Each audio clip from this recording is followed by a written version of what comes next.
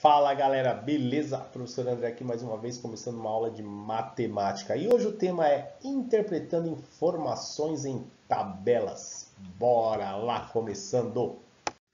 Então vamos lá, então vocês estão vendo uma tabela aí, tá? Então ele fala o seguinte, os dados de uma pesquisa podem ser organizados em tabela. Quando divulgamos o resultado de uma pesquisa por meio de uma tabela, é necessário fazer a leitura das informações registradas. Isso é importante, hein? Então, faça uma leitura dos dados apresentados na tabela e responda algumas questões aí. Então, vamos lá. Então, eu tenho aqui, ó, consumo diário de energia. Então, eu tenho os aparelhos, a quantidade, a potência, esse W significa watts por aparelho, a utilização diária em hora e o consumo diário em WH dia, que significa o quê? A potência, né, que é watts, hora, dia, ok? Beleza? Deixa eu sumir aqui um pouquinho para vocês enxergarem toda a tabela, ok? Então você tem a lâmpada de LED, o rádio ou som, TV 29 polegadas, chuveiro e o videogame. Quantidade é tudo 1. O que muda é a potência de cada um, tá bom? E a utilização diária também, e o consumo médio também. E você tem a fonte lá embaixo, que isso é muito importante aí para a nossa tabela, a fonte, ok? Então vamos ver aqui o que a gente tem que responder. Então vamos lá, atividade 1 aí. Então tem a tabela aí de novo para vocês. E o que ele pergunta aí? Qual o título dessa tabela? Então só olhar na tabela, né, galera? Qual que é o título? Olha lá em cima, lá na tabela, lá, ó. Qual que é o título? Isso, consumo diário de energia. E qual é a fonte dessa tabela? Olha lá embaixo, né, galera? Tá escrito lá, ó. Fonte, Eletrobras. Ok? Centrais Elétricas Brasileiras adaptadas. Tá aí, ó, na cara aí. Então, bem simples aí, que é só olhar, ok? A atividade 2, de novo aí na tabela, ó. Se uma residência tiver 6 lâmpadas, então vamos olhar, a quantidade de lâmpadas, uma. Então, tem uma potência aí de 10 watts, ok? Elas são utilizadas por 5 horas aí. Qual será o consumo diário total dessas lâmpadas? Então vamos lá, né? Então que conta que eu vou fazer? 6 vezes 75. Olha lá, o consumo lá diário das lâmpadas, que é o 75.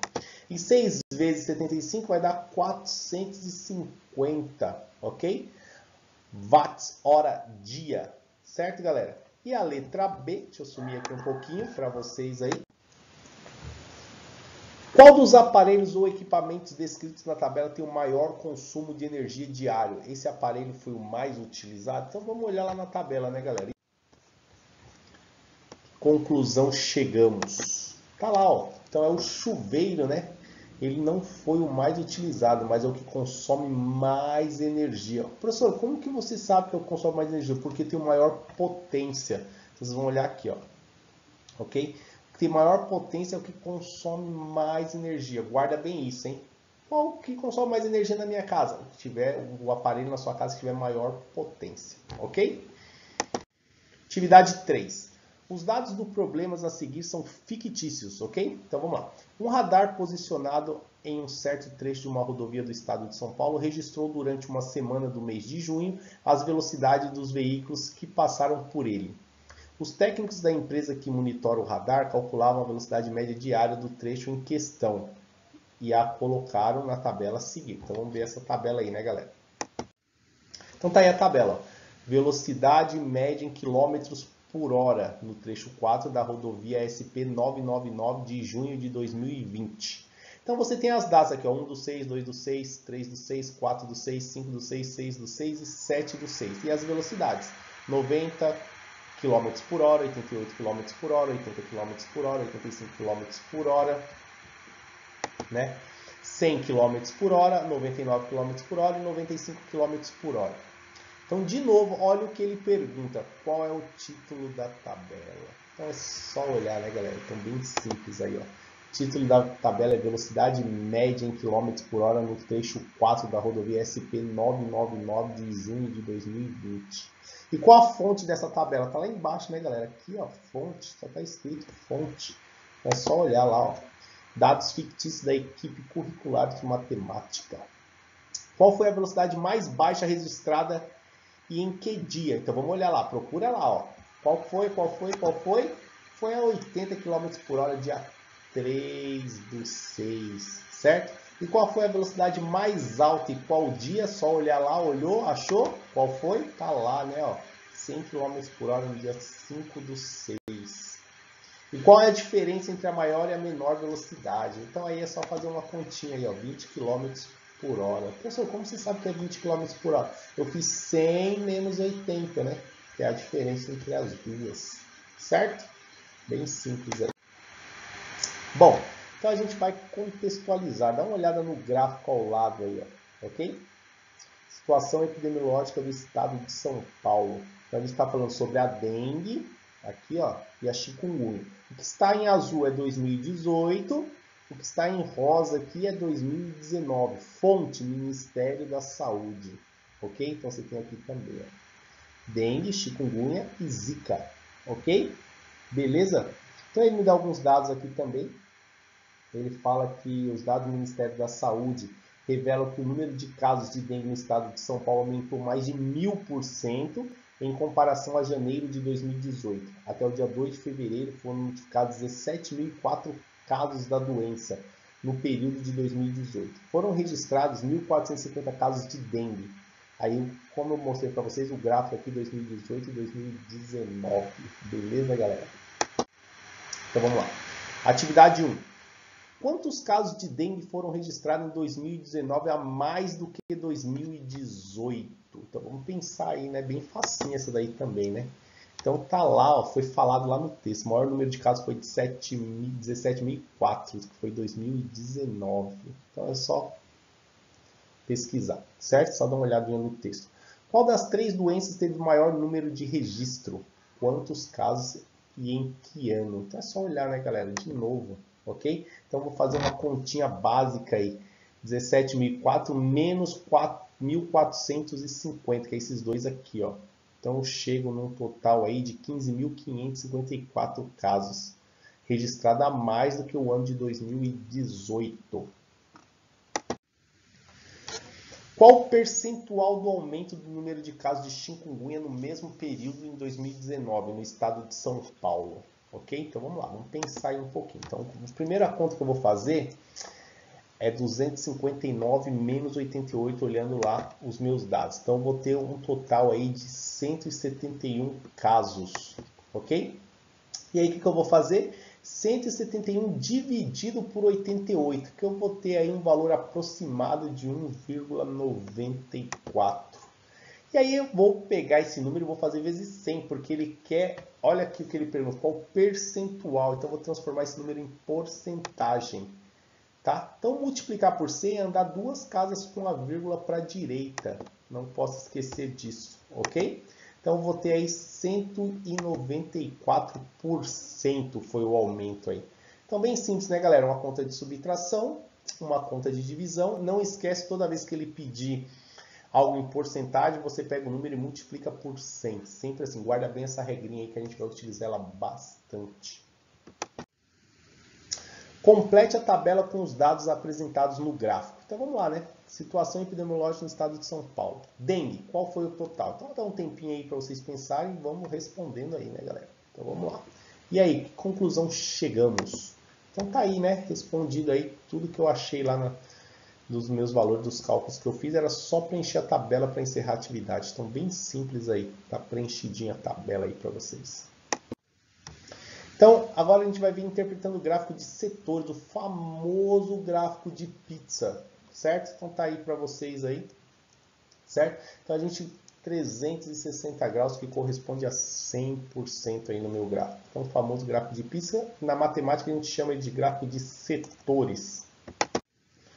Então vamos lá. Carlos e Maísa fizeram uma pesquisa na escola para saber a preferência dos colegas sobre a programação dos canais de TV por assinatura. Eles entrevistaram 100 alunos que estudaram nas turmas dos sextos anos A, B e C. Com os resultados da pesquisa, eles construíram um gráfico. Porém, ao divulgar no panfleto constava a imagem a seguir. Dá uma olhada nessa imagem aí, galera. Focaram bem ela? Então vamos lá, coloquei ela aí de novo para vocês, ó. Somente com esta imagem é possível saber do que se trata a pesquisa? Só de olhar? Não, né? Não é possível. Por quê? Porque falta informação do título, falta fonte, falta porcentagem, ok? Então são inúmeras coisas que estão faltando nesse gráfico. Então ele está incompleto, total, ok? B. Quais informações estão faltando para identificar o gráfico? Acabei de falar, né? Então, aí, ó, título, legenda, fonte e a identificação dos valores, aí, que poderia ser até a nossa porcentagem, certo? Construa o mesmo gráfico e complete as informações necessárias para que os leitores compreendam os dados registrados no gráfico. Então, vocês vão construir o mesmo gráfico lá e vai registrar tudo que está faltando, certo? Então, tá ele aí, ó, já coloquei a porcentagem, dá uma olhada aqui, ó, ok? Para vocês aí, ó, ok? Vamos lá, legenda, ó, desenhos, nenhum canal, esportes, seriados, filmes, ok? Beleza? Atividade 3. Qual é o programa preferido pela maioria dos entrevistados e qual a sua porcentagem? Então é só olhar lá, né? Então o programa preferido aí são os desenhos com 45%. É só olhar o gráfico, galera, para responder. Ó. Existem pessoas que não têm nenhum tipo de preferência em relação aos programas citados no gráfico? Sim, 5% dos entrevistados. E o último aí, quais são os 3 programas que apresentam exatamente metade dos entrevistados? Então a gente tem que juntar. Então se juntar umas pessoas que preferem filmes, 15%, com seriados 25%, e aos que preferem esportes 10%, teremos exatamente 50% dos entrevistados, que é metade. Agora o infográfico. De maneira simples, infográficos são recursos gráficos que servem para transmitir informações por meio de imagens, desenhos ou ilustrações. Então o infográfico nada mais é você bater o olho no desenho e você saber do que está falando, ok? Então podemos dizer que são textos visíveis cujo objetivo é facilitar a compreensão de quem analisa, certo? Então vamos lá. Então a gente vai contextualizar aí o consumo brasileiro de carne e ovos per capita de 2017. Então vocês estão vendo aqui, ó, o bovino 37 quilos, o frango 45 quilos, o suíno 14 quilos e os ovos aqui, ó, 191 unidades, ok? Então você tem a fonte aí, ok? Então tudo bonitinho aí, vamos ver o que se pede aí. Atividade 1, vamos responder. Que tipo de carne o brasileiro mais consumiu em 2017? Só olhar, né? Quantos quilos por habitante? Só olhar aí, galera, no gráfico aí, ó, ok? Então em 2017 foi o frango, né? Com 45 quilos por habitante em média. Então bem simples aí. Então vamos lá, atividade 2, ele fala o seguinte, ó. Qual é a carne menos consumida e quantos gramas por pessoa? Então é só olhar, né, galera? Qual o menos consumido aí? Foi a carne suína, né? Com 14 quilos. Dá uma olhada lá, ó, por habitante. Só olhar aqui no meu gráfico, é o menor número aqui, ó, 14 quilos. Só que ele quer saber quantos gramas e não quantos quilos. Então tem que lembrar o quê? 1000 gramas corresponde a 1 quilo. Então vamos colocar uma tabelinha aqui, ó, ok? 1000 gramas corresponde a 1 quilo. 2.000 gramas, 3.000 quilos e assim sucessivamente. Então 14 quilos corresponde a 14.000 gramas, que é o que ele pergunta. Guarda bem isso, tá? 1 quilo contém 1000 gramas. Ok. E vamos lá. Para encerrar aí, atividade 3. Quantas dúzias de ovos um brasileiro consumiu em 2017? É só olhar, né? Dúzia. Então, vou fazer o quê? 191 dividido por 12. Uma dúzia contém 12 ovos. E eu vou ter aí uma média de 15,9 ovos, ok? Ou seja, temos duas possibilidades. Ou a gente arredonda para 15 ou para 16, certo? Aqui eu aconselho arredondar para 16, né? 15,9, mas enfim, vamos lá. Quando você realizou a equivalência das unidades dos ovos por dúzia, sobraram unidades. Se sim, destas, quantas faltam para completar uma dúzia? Então vamos lá, né? Se arredondar para 15, aí que tá, por isso que eu deixei os dois. A gente vai fazer 15 vezes 12, que vai dar 180. Ok? E aí eu vou fazer 191 menos 180, que vai dar 11. Sobram, portanto, 11 ovos, faltando 1 para completar uma dúzia. Notaram aí? Beleza. E se arredondar para 16? Se a gente arredondar para 16, vamos fazer 16 vezes 12, né, que vai dar 192, ultrapassa a média, certo? Então, por isso que eu falei lá, arredondava por mim, arredondava para 16, mas percebemos aqui né? Então teremos, portanto, 16 dúzias completas e mais um ovo. Certo, galera? Beleza? Então ficamos por aqui. O professor André se despede de vocês aí. Se cuidem. E eu fui!